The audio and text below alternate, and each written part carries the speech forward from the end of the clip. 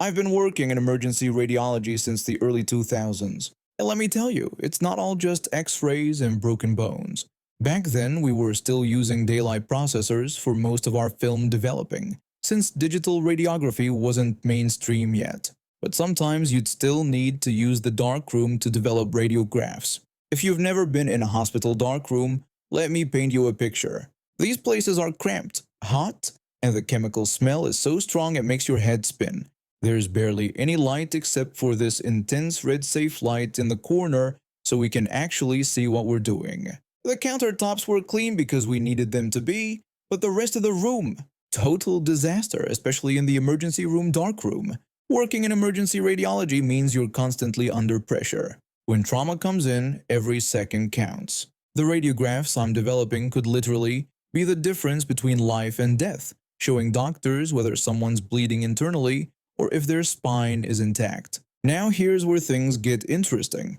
Way too many times I'd rotate through that little revolving door from the trauma hall to the dark room and find myself inches away from hospital staff getting intimate in there. I should mention that these revolving doors don't lock at all. There's zero privacy. When you're carrying time-sensitive films from a trauma case, the last thing you want to see is your co-workers hooking up.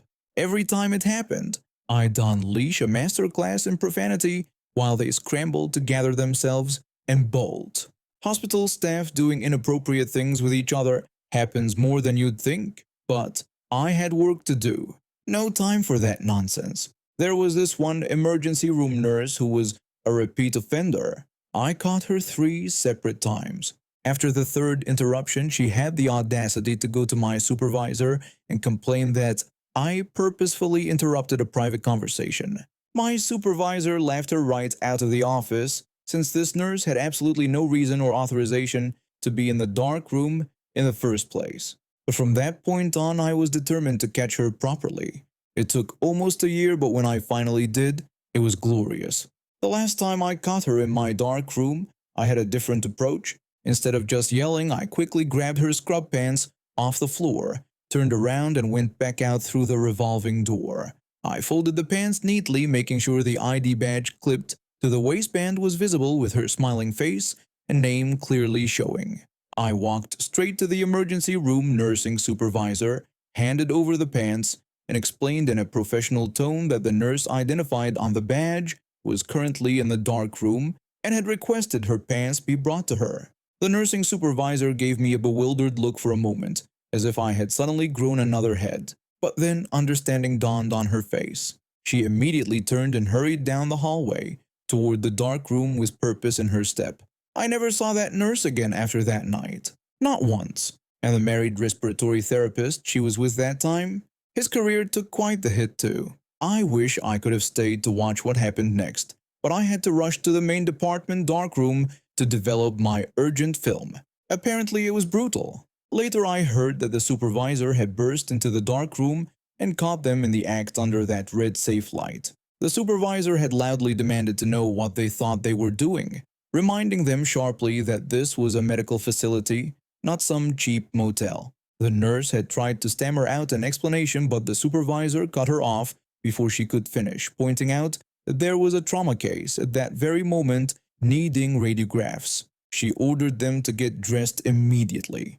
The respiratory therapist had pathetically begged the supervisor not to tell his wife about the incident. The supervisor had coldly reminded him that he should have considered his wife before deciding to use hospital facilities for his affair, and then ordered both of them to report to her office as soon as they were decent. Word spread that the nurse had tried to cover herself with a borrowed lab coat, while everyone in the emergency room pretended not to stare. But they all saw. They all knew what had happened, and I never caught anyone in my dark room again until I transferred hospitals. Word got around fast that the emergency radiology darkroom was no longer a romantic hotspot. It was a warm summer day in the park, and I sat on a bench waiting for my mom to bring me a hot dog. My crutches were giving me trouble, making the day a bit harder, but I tried to stay positive. I've been using them ever since I broke my leg playing soccer 2 weeks ago. The whole thing happened during the championship game. I was the team striker, and we were tied 2-2 in the final minutes. I went for a slide tackle to get the ball, but the other player accidentally stepped on my leg while I was down. I heard a crack, felt intense pain, and just like that, my soccer season was over. The doctor said I'd need the crutches for at least 6 more weeks. So there I was, just sitting in the park, enjoying the sun on my face and watching people walk by. My leg was throbbing a bit more than usual that day, probably because I'd been moving around too much at physical therapy earlier. My mom had suggested we get some fresh air and have lunch at the park to cheer me up after my frustrating therapy session. I was lost in my own thoughts when suddenly I heard someone's voice behind me. A woman mockingly commented on how I was using crutches like a baby. I turned around and saw this middle-aged woman standing there with a smirk on her face. She had blonde hair with dark roots showing and was wearing shabby clothes that looked like they hadn't been washed in days. I had never seen her before, and I couldn't understand why she was being so mean to me. I tried to ignore her and looked away, but she wouldn't stop. She continued to taunt me, asking what was wrong and if I couldn't walk without the crutches, calling me pathetic. I could feel my face turning red with embarrassment. I'm only 15 and I didn't know how to handle an adult speaking to me this way. I just wanted her to go away. I explained to her that I broke my leg playing soccer and needed the crutches to walk. She then complained that I was taking up too much space on the bench and demanded that I move over. I scooted over as much as I could, even though there was plenty of room on the bench. I just wanted her to leave me alone. But then things got even weirder. She accused me of hitting her son with my crutches earlier and pretending not to know what she was talking about. I told her that I hadn't left the bench since my mom went to get food and had no idea what she was referring to. She called me a liar, claiming she saw me and declared she was taking my crutches to teach me a lesson. Before I could react, she reached out and grabbed my crutches that were leaning against the bench next to me. I tried to hold on to them, but she yanked them away. I pleaded with her to give them back, explaining that I couldn't walk without them. She cruelly suggested that I should have thought about that before hitting her precious boy, and called me a cripple. She started walking away with my crutches, calling me names that I don't even want to repeat. I was stranded on the bench, unable to go after her. I felt completely helpless and tears started welling up in my eyes. I'd never felt so humiliated in my life. Just then, my mom returned with our food. She immediately saw what was happening, me sitting on the bench looking devastated, and some strange woman walking away with my crutches. My mom called out to the woman, telling her to stop harassing me and to return my crutches. The woman turned around, still holding my crutches. She defiantly told my mom that she would do whatever she wanted, claiming that I had hit her son with the crutches and she was teaching me a lesson. My mom told her that I had been sitting there the entire time she was getting food and demanded that she give the crutches back immediately. My mom tried to take my crutches from her, but the woman wouldn't give them back. Instead, she shoved my mom hard, making her stumble and fall to the ground. My mom quickly got back up, her face flushed with anger. She reached into her purse and pulled out a can of pepper spray that she always carried for protection. She warned the woman to leave us alone or she would use the spray. The woman just laughed. She taunted my mom, asking if she was really going to spray her and saying she was just giving me what I deserved. She tried to walk away with my crutches, but my mom didn't hesitate. She sprayed the woman right in the face. The woman immediately dropped my crutches and fell to her knees, screaming and clawing at her eyes. The woman cried out in pain, yelling that my mom had sprayed her and calling for help, claiming she was being attacked. People in the park started gathering around us, and a security guard came running over. He separated my mom and the screaming woman, who was now rolling on the ground dramatically. The woman demanded they call the police, insisting that my mom had attacked her for no reason and should be arrested. My mom explained what happened. She told the security guard that the woman had stolen my crutches and pushed her when she tried to get them back, and that she had used pepper spray in self-defense. The security guard called the police while another park employee helped me get my crutches back. The woman kept screaming and crying, acting like she was the victim.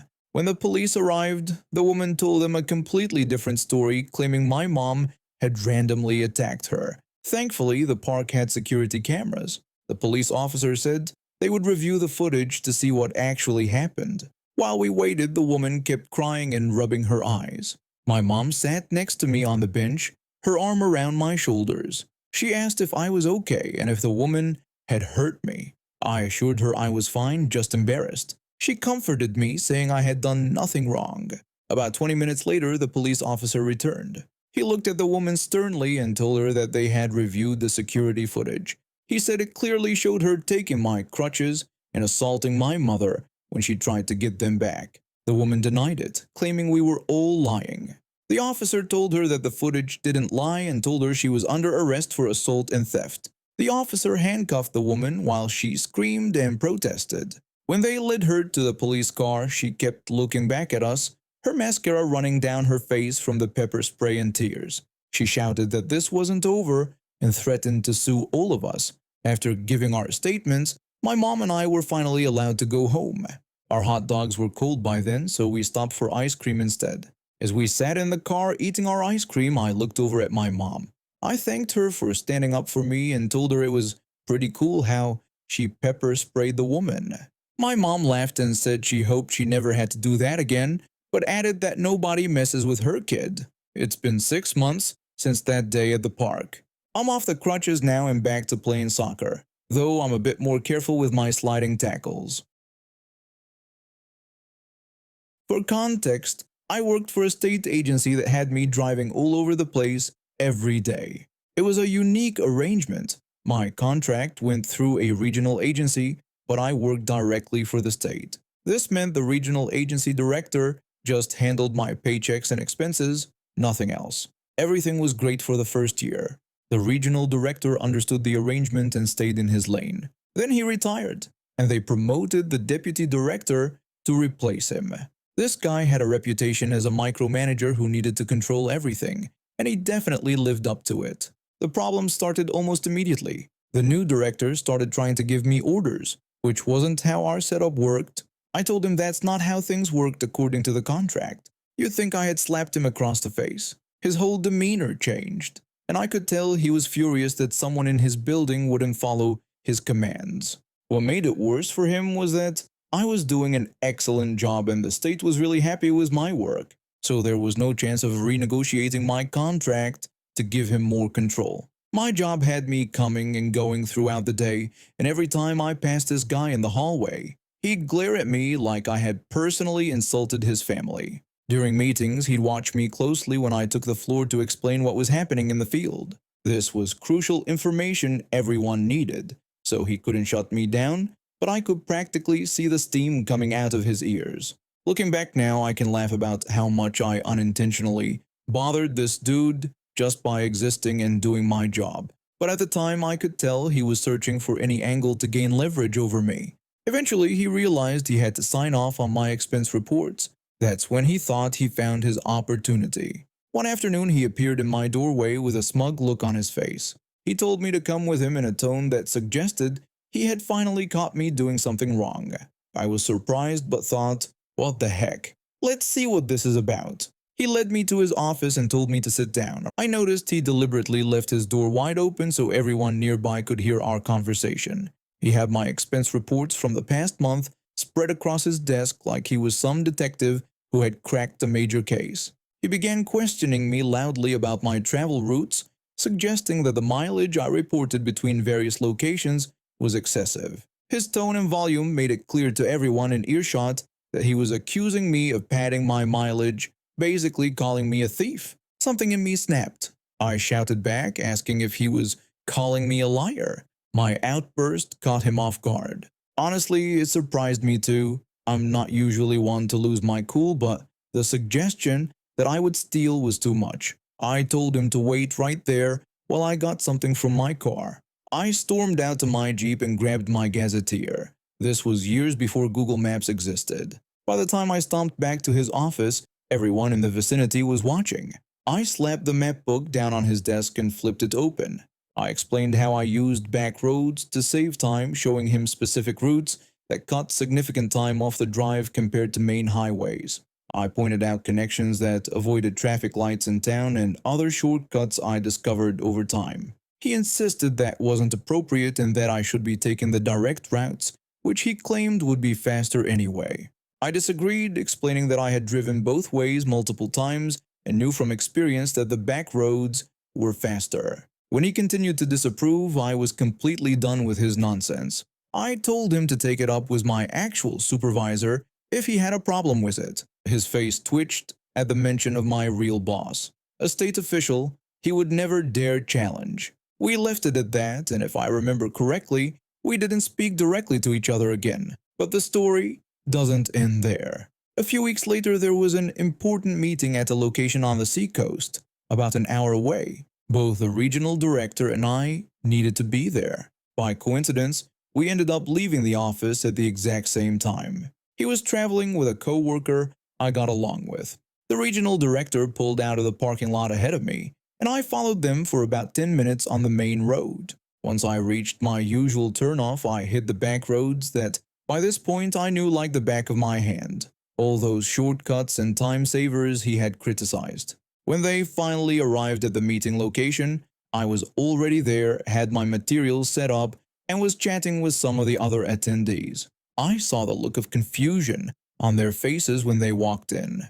I casually approached his co-worker and asked if they had stopped for gas or something along the way. The co-worker replied that no, they had come straight through, and asked how long I had been there. I smiled, looked directly at the regional director, and told him I'd been there for 15 minutes already. His co-worker burst out laughing, immediately understanding what had happened. The regional director turned red and quickly walked away to find a seat. After that meeting, his criticisms of my expense reports mysteriously stopped. I guess sometimes it's all about just doing exactly what you said you would do and proving yourself right. About 7 years ago, I was looking for an affordable place after my divorce. My ex got the house, and I got the debt, so I needed something within my budget. I found a decent mobile home for sale in a park with $300 monthly pad rent. I bought the home and paid the entire year's pad rent up front. The first year went smoothly. I fixed up the place and planted some flowers. When renewal time came, management increased the rent to $305. A $5 increase seemed reasonable, so I paid for the entire year again. The same happened the following year. Another $5 increase to $310. I wasn't thrilled, but inflation happens. I paid the full year upfront as usual. Just before my fourth year, I received the renewal notice with a $10 increase to $320. I wondered why the sudden jump when nothing had improved in the park. The road still had potholes and the promised upgrades never materialized. One Saturday, while gardening, my neighbor stopped by complaining about another rent increase. I mentioned my $10 hike. She looked confused and told me hers only went up by $5. When I asked how long she'd lived there, she said about 5 years, similar to me. This bothered me. Later that week, I asked another neighbor about their increase. They confirmed it was just $5, same as always. An elderly resident who'd been there over a decade told me they'd never raised the rent more than $5 per year. I felt singled out. I tried contacting the on-site manager who lived 2 houses down, but they never returned my calls, emails, or responded to the note I left. It wasn't about the money, it was the principle. Why was I being charged more? Was it because I always paid up front? Were they taking advantage of me? A co-worker mentioned another mobile home park where you could buy the land with only a $200 yearly HOA fee. I checked it out and found it nicer, with paved roads and well-maintained common areas. I calculated that even with moving costs, I'd break even within 2 years. I bought a lot and arranged the move without telling my current management until 2 weeks before leaving. When I submitted my notice, the manager suddenly had time for me. They asked what they could do to make me stay. I explained about the discrepancy, and they claimed it was a mistake they could fix. I told them it was too late. They stammered about how valued I was as a tenant, especially since I always paid up front. This confirmed my suspicions. They saw me as an easy mark. 2 months later, my home was moved to its new location. The process went smoothly, and I was settled within a week. Out of curiosity, I checked Google satellite images of my old lot a year later. It was still empty and remains vacant to this day. Those idiots lost a reliable tenant all because they got greedy over an extra $5 a month. Now they've lost years of income while I'm building equity in my property with lower costs.